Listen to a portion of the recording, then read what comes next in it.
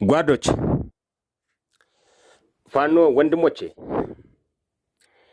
በሚኒሻ ላይ የአፈሙዝ ወይ ደግሞ የግድያ የመቀጣጫ እርምጃ በፍጹም ይህ ዘላቂ መፍትሄ ሊሆን አይችልም።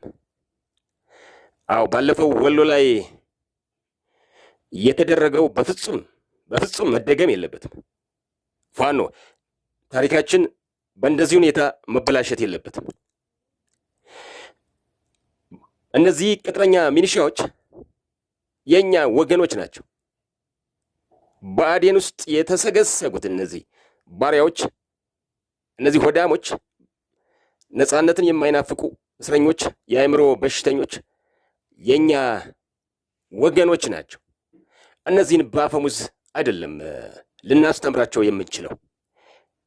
ማይንድ ሴታቸው እንዲስተካከል፣ አእምሯቸው ነፃነትን እንዲታከም በመስጠት በማስተማር እንጂ በግድያ በፍጹም መሆን የለበትም።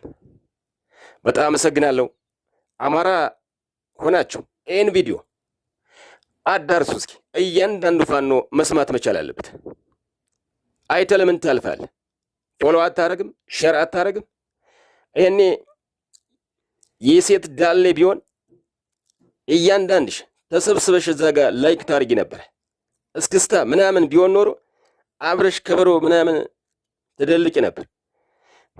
ቁም ነገር ሲሆን ለምን እንደምትፈሩ ሊገባኝ አይችልም። መልካም ጊዜ ይሆንላችሁ።